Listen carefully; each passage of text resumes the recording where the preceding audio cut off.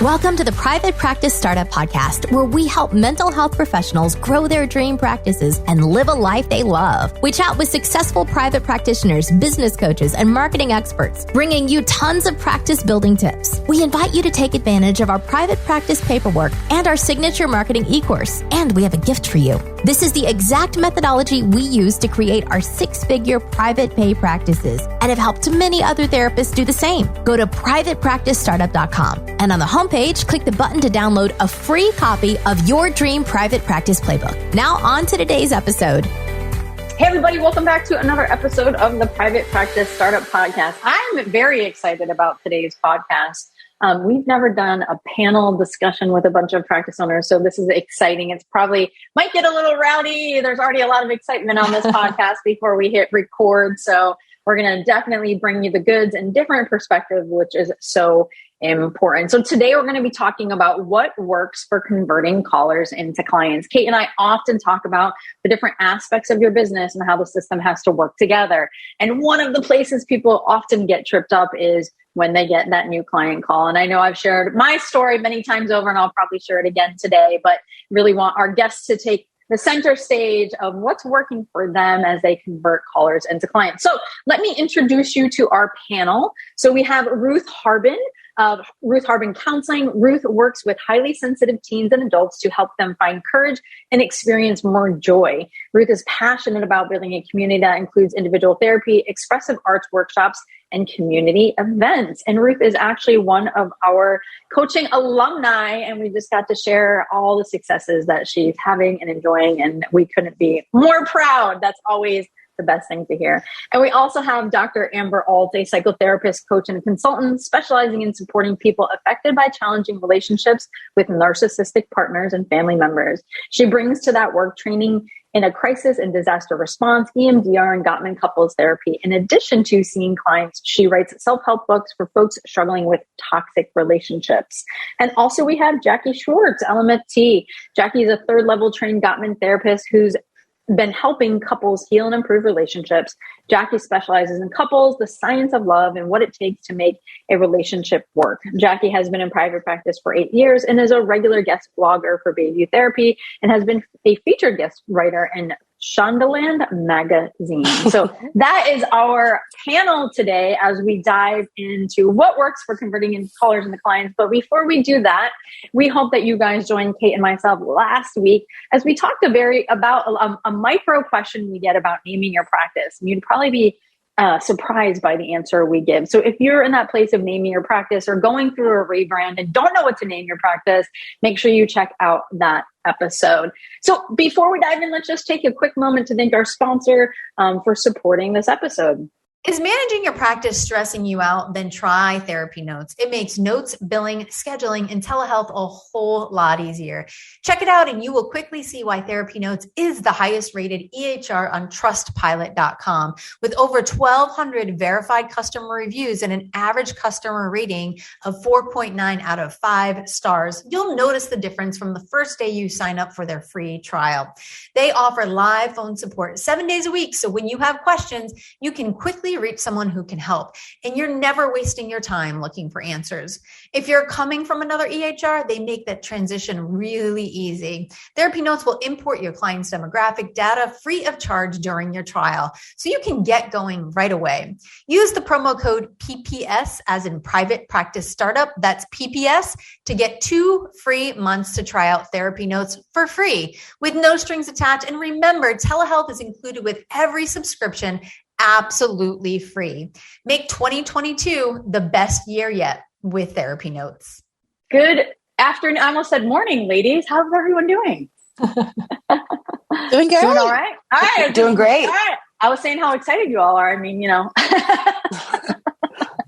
So, Kate and I, this is one of our loves is talking about the phone calls, right? Because it is a place that we often get tripped up. And I know I did many a time. And there was that point. And my story is that I remember the day that I'm sitting at a traffic light. I get a new call.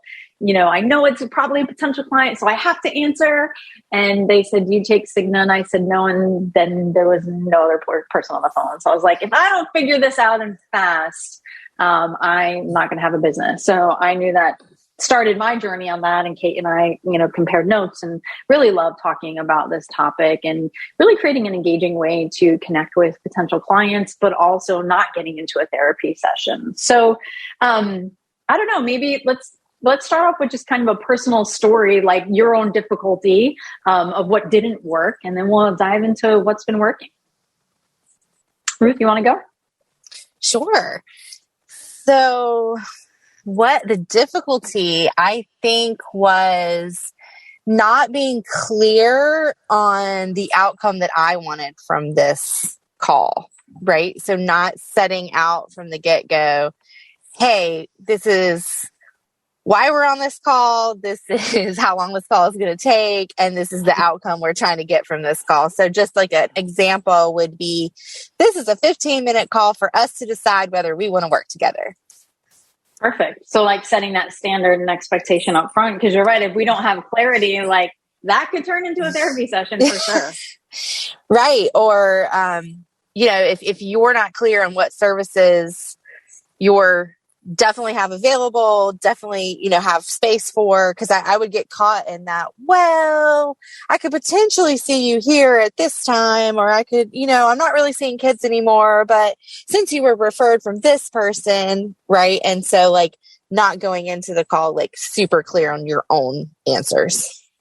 I remember that I would have this bad habit, like when people would ask about price, I kind of posed it as a question and then I jumped in and I was like, but if that doesn't work. And then I realized I was doing that in my own life where I would like invite my friend and then I would almost uninvite her at the same time. I'm like, well, if that doesn't work for you, I know you're busy with the kids, and I'm like, Katie, are you inviting her to hang out or are you not? Like, this is bizarre. And then you're negotiating against yourself, bringing your price down when they haven't even asked anything about, a price reduction. So yeah, exactly. That's a challenge that a lot of people have. Jackie, how about you? What were some of the challenges in like back in the day when you first started with the intake call or the consult call with potential clients? What were some of the challenges that you faced? So I would say that mine kind of piggybacks a little bit off of Ruth's, where I would say that one challenge that I experienced was not having boundaries or not being connected to my boundary, where I remember there were times where I would literally be on an intake call for like almost an hour because I didn't want to lose this prospective client. And I was not connected to like, okay, the reason that we're on this call, it's for 15 minutes to see if we want to work together, like Ruth said. And I would kind of just give them support and empathy and like let them go on for such a long time. And that's like an hour of work or almost an hour of work. So yeah, so like not being connected to like, what's my objective behind this call and not being connected to like my boundary and my time and like, and just letting them go on and not kind of saying, okay, well, I need the bullet points. I need the headlines. I hear you. And, I think this would be a great fit, but, time to wrap up. Yeah. Amber, what about you?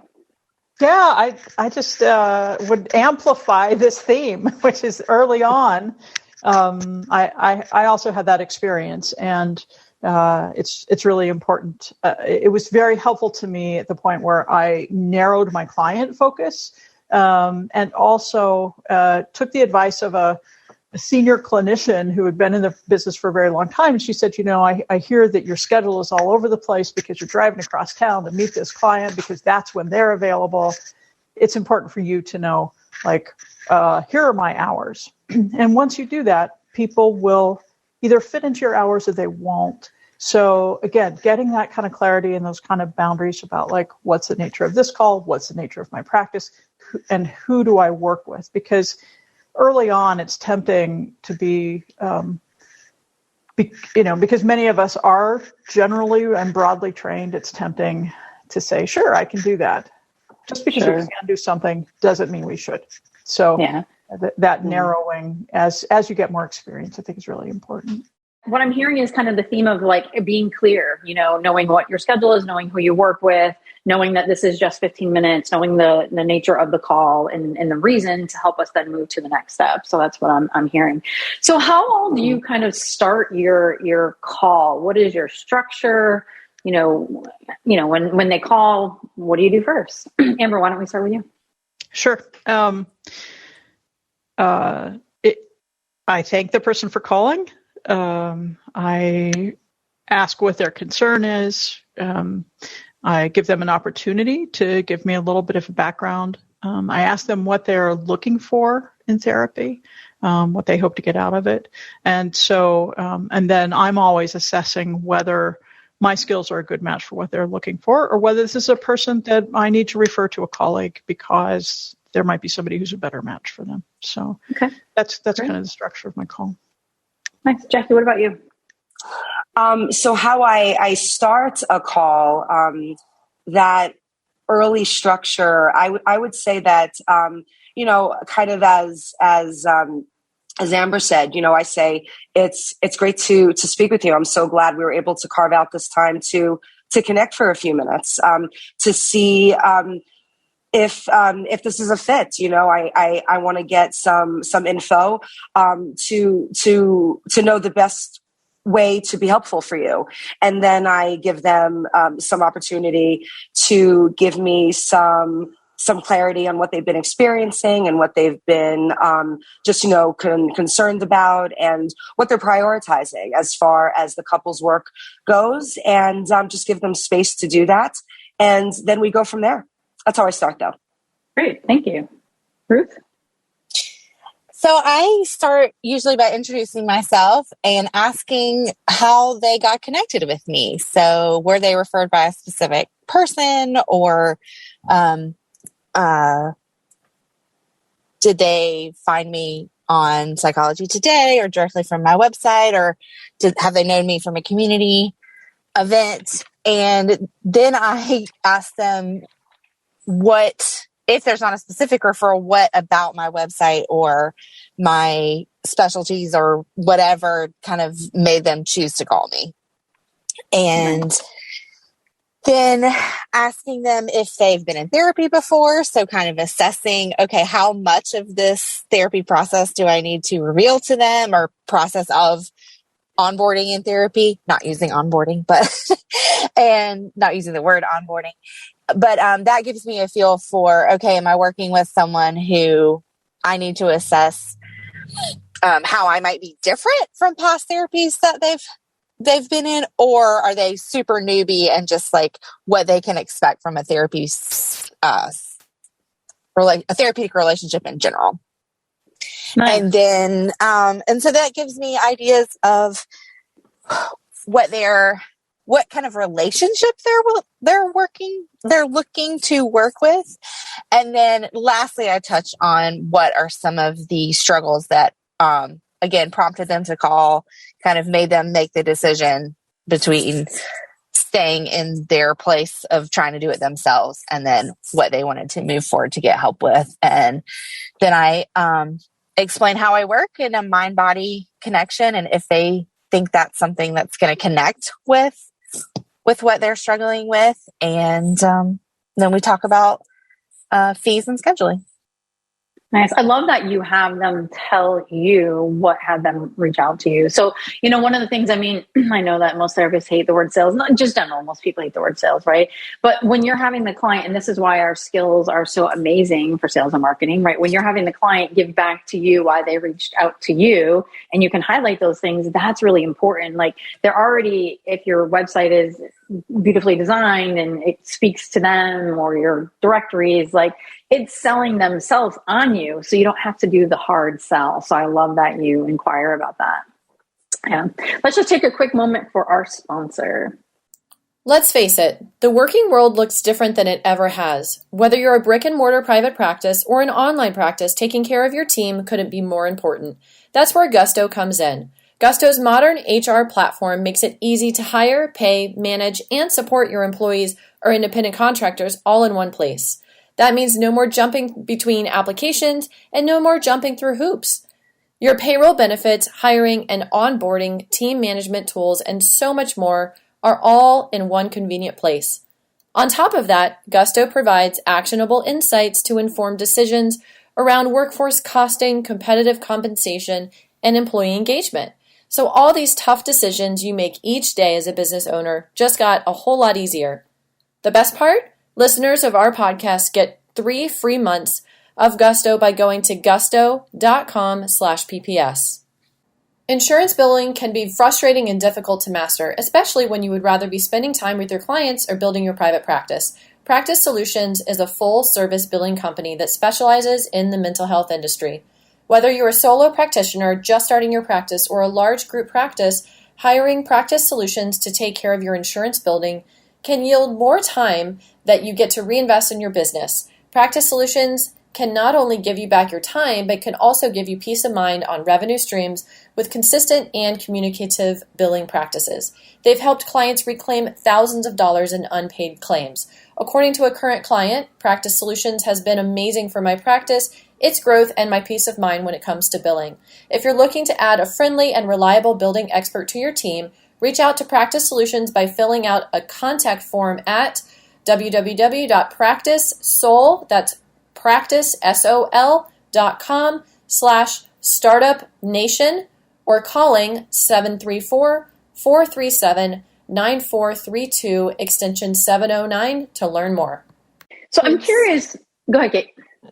I was just going to say it's so great because what you all are talking about, I love, Katie, that you just touched on that, because our clients or potential clients are going to give us all the information that we need to know in order to set them up to sign up if they're going to be a good fit. And if not, it becomes very clear that they're not an ideal client and they need to be referred out to someone else who would be a better fit for them. So that clarity is so important, and to be able to choose the client's language that they're talking about with the categories of presenting problems they're talking about, or the style of the therapist they're looking for, or what attracted them to want to work with you specifically, or what their specific goals are. Those phrases and words are exactly what we feed back to them and summarize on that call so that they feel heard, they feel understood, they feel that you're the expert who's going to be able to help them reach the specific goals that they're wanting to work on.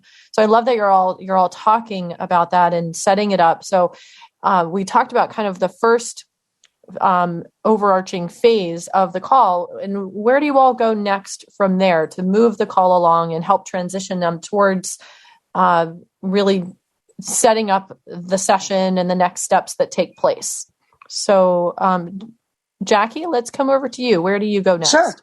So after, I get some clarity on what they're concerned about, as Katie mentioned early on, I primarily work with couples. I would say it's over 3/4 of my caseload. So I get clarity on what they're prioritizing and what they want to focus on in couples therapy. And then right after that, my first step is to really demonstrate that I'm hearing them. I kind of start off initially from the onset, demonstrating or modeling what I'll be teaching them come time for therapy. And I might say something like, oh, okay, so what I'm hearing you say is that, conflict management is just so painful and that it leads to so much damage and like the claws really come out. And I always try to use as much of their own language as possible, so really showing that, I hear them. And then I say, and that just sounds so painful. I can only, imagine, that if you can't talk for 2 days after a fight, that's like, relationship, purgatory, how lonely and disconnecting, like that could feel.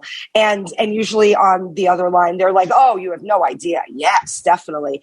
And I say, I bet it would be such a relief and empowering to be able to have a fight or an area of disagreement and to not have the claws come out and to be in an okay place afterwards, even if you do have a conflict. Yes, absolutely, they say. Sure. So that's kind of the 1-2. And then I would say the next thing I do is I say, and you know what? I have a huge amount of experience with just that. Like, that is what I do. And then I really explain how I work with my couples on what they are prioritizing. If it's conflict management, communication, I'm like, I have so much experience in this area and help helping couples reach a healing place, especially in the aftermath of a fight, so that we make it more productive. Nice. Ruth, what about you? Great. So after I'm hearing their pain points, their struggles, and generally it's something like, I can't seem to express my needs. I keep seeming to get in these relationships or these jobs that I feel like I'm masking and not my authentic self. I tell them about just the highly sensitive person in general, if they've ever heard of that term. And then I give them kind of some points to identify yourself as a highly sensitive person. I might even share that I struggle with some of these things that I'm a highly sensitive person, and I've learned how to turn my sensitivity into a superpower, right? And use that to my advantage to really deepen my relationships, to really be an authentic person in the world and in the workplace. And so this is something I've moved through and that I continue to work on every day. And so my sessions very much look like a step-by-step kind of very skills-based, how do we move from this ambiguous kind of hellish place to somewhere where you feel like you have hope and skill and can really manage the life that you want to have. Nice. Well done. Amber. Yeah, I really affirm what Jackie and Ruth are both saying. Provide a summary, provide some empathy, and then provide some hope by also offering what my own experience is in terms of working with people who have had situations similar to theirs. And because I'm working with people who are often in very volatile situations, very like that sometimes are unsafe, I will also kind of screen for safety, make sure that if they do want to start therapy, they've got a place where they can comfortably and securely connect, make sure that their email isn't being monitored by an abusive partner, those kinds of things. So I do some screening around making sure that they feel safe, that I'm meeting their safety needs so that we can go forward. So that's a piece that I include when I'm working with folks who are in abusive relationships. I love what you all share. You know, Jackie, you talk about demonstrating. You demonstrate the work that we're going to be doing. And what we know about what converts more is when we watch a video over just an image, right? Like how many times have we gone to Amazon and there's a video on how to use this and we click it, we're like, I'm buying this. And so that's what you're saying is you're demonstrating and they're like, oh yes, this is what I need. Oh, this feels great. Like, yes, I'm feeling heard. It's like, wow, what if I was able to help you and your partner feel heard like I'm doing with you right now? Oh, that'd be amazing. Right. And then Ruth and Amber, I love how, Kate and I talk about this and marketing is like, you demonstrate you're the guy, right? You're like, I was there where you were and I figured out how to get over here. Right. And this is what I'm going to help you do. Right. And so that's very important because we want to know that whoever we're working with is that they're going to help get us to the other side. You know what I mean? And it's not like this big, long psychobabble thing of, well, we do this and, we do the EMDR and the CFTT and CBT. Like, it's not that. And this is, it's like, yes, I connect with you and I'm over here and these are a few things. And Ruth, also what I like what you did is you kind of get some bullet points, when someone could be like, oh my God, I didn't even know there was a name for that. Yes, I feel that. Oh my gosh. Like, yes, it's like, well, of course, then you're the right person to work with because you just named this thing that's just I haven't really known about, you know what I mean? And you named me to a T. So I love that you all do that. And I guess for me, it's just kind of pointing out more of the micro things about what we naturally do as therapists on the phone, and helping you all kind of hear and see like these are the certain pieces. I'm sure Startup Nation is wondering, like, how do you handle if someone is like, do you take insurance? How much is your fee right off the bat? How do you all handle that? Amber, we'll start with you. I am honest. So, I let folks know. At this time in my private practice, fees are direct pay. And if you choose to work with me, and if you need this for insurance purposes, I can provide you with receipts, so you've got a way of reimbursing yourself. And there's some real advantages to doing direct pay, particularly in highly volatile situations. So it gives folks additional privacy and additional choices. So sometimes I'm the second therapist in the mix or consultant in the mix, because folks prefer to have a space that they know that is completely and utterly private from folks who might be concerned about seeing a therapist in the context of a high conflict divorce. So we do talk about that. And if that's not what they're looking for, not something they can do, I try to refer them to someplace that can meet their needs. So. And Amber, just curiosity. So if they ask that early on, you address that early on, and then do you find that the client continues with the conversation, or do you try to kind of build the steps that you were talking about first and then talk about fees and insurance? Yeah, I do address it early, because it's important to me to not, it's important to me to establish directness in the relationship as early as possible. So, but usually if I am direct about it in this way, most callers continue. I also get a fair amount of traffic by email. And so a certain amount of these interactions are going on by kind of in a textual way. So in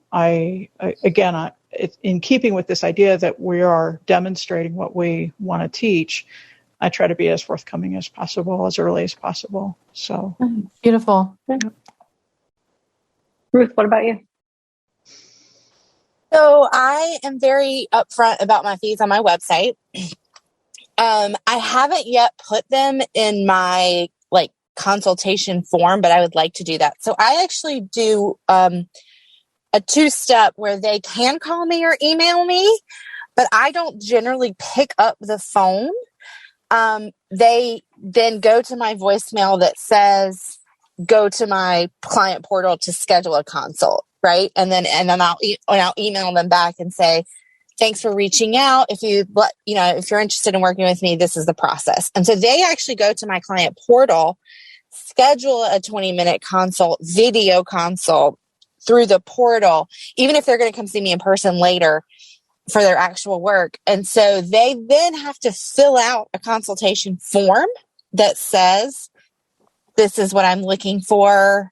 And they might even fill out the PHQ-9 or the GAD, and just a super quick overview of policies that they sign that they've read, and then a telehealth consult form. It's not a release, but gotcha. We got it. Consent. There you go. So then I have actually set aside on my calendar 20 minutes to have this conversation with this person.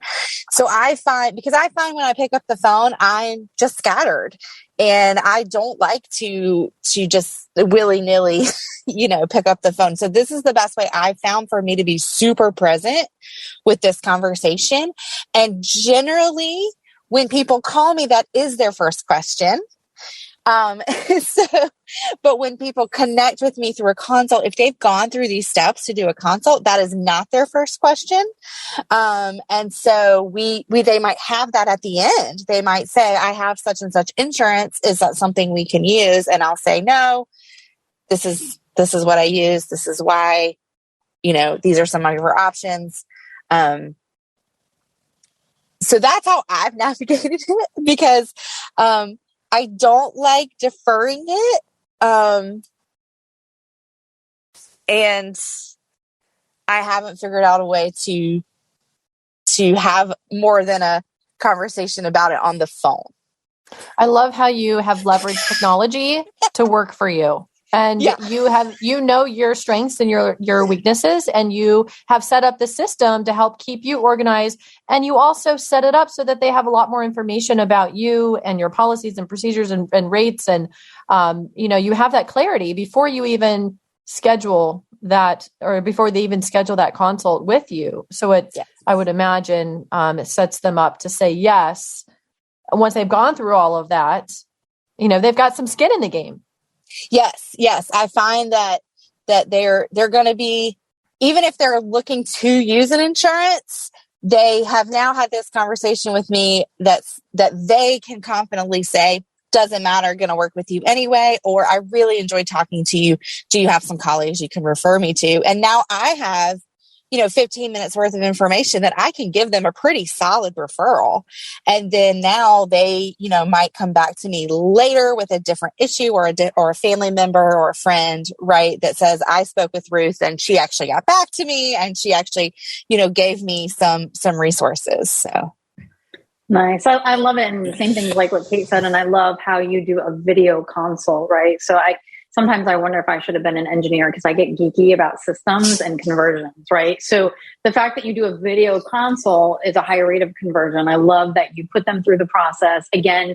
And also we look for like micro commitments, right? Whenever we have someone that we're moving along a process, or even ourselves when we're buying something, right? It's like when we make a commitment, we're even more invested and more invested. And so having them fill out that form at the outset, they have to get invested. Like if they didn't really want to do this and they were just lollygagging and checking out or whatever, they wouldn't do it. But they made a commitment to do that. And then another commitment to schedule and show up.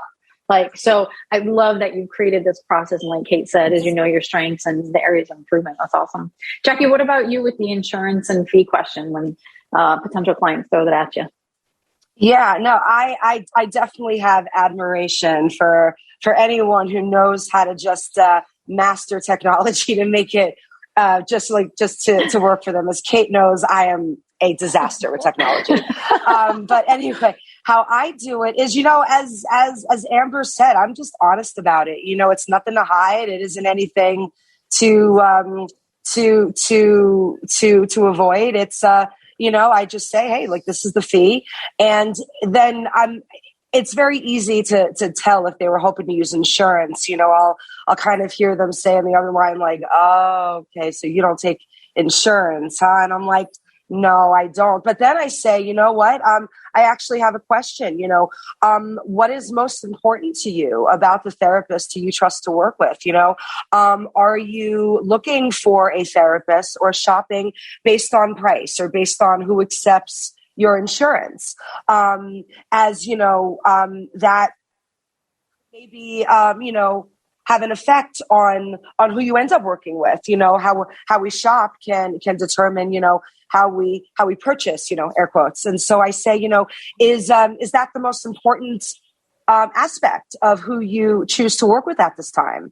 And I just kind of try to hear them out there. And then I just say, matter of factly, these are the fees, and I validate, hey, I get how insurance has its appeal. And I think there are pros and cons to both. And if that's not the most important part of the therapist, of your therapist choice, based off what I'm hearing, I really think that this would be a great fit. And I would love to at least meet you and to see how you feel in session and to go from there. Beautiful. I love it. And one of the things, Jackie, that you said that I've often said, and again, this allows them, like Ruth does, is what made you reach out to me? What did you see on my website? Is what is it that you're looking for in the right therapist? No one says, well, I'm just shopping for the cheapest therapist. No one has ever said that. You know what I mean? No. So really, yes, price sometimes is a concern for sure, of course. But if we can build our value, and they're able to, most likely, like Ruth said, is like they're going to take sometimes you over insurance because you're the right person and the right fit. Awesome. I'm curious just about kind of maybe some final thoughts that maybe you haven't shared, any ninja tips that you do on your consult, or both Ruth and Amber, you mentioned email, something that just works really well for, all three of you. Amber, why don't we start with you? Sure. Yeah. My ninja tip is focus on building the relationship. Nice. Awesome. Perfect. Jackie, what about you?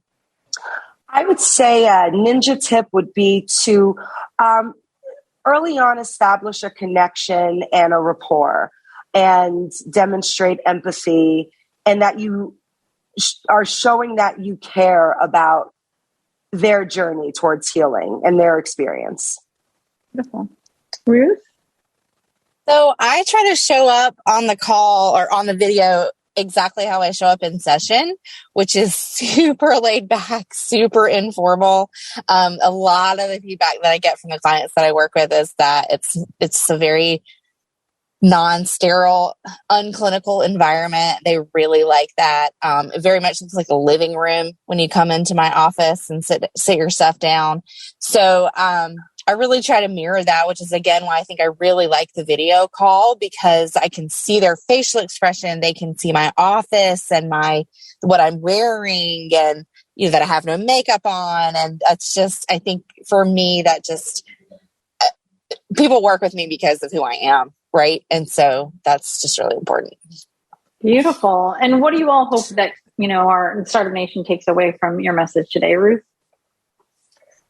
Oh man. I'm going to take it back to those brand values, Katie, when I was in the coaching program and I nailed down courage, exploration, joy, and just everything I've built around that, my email signature, my bio, how, the words I use when I talk to clients, and that really, I think it was Jackie talking about, like, connect back with that boundary before you have that call. I would say, make sure those values are where you can see them and where you touch base with them all the time. And because you're going to know the client you want to work with, what you're going to say, how you're going to explain your insurance and your fees, or not explain your insurance and fees.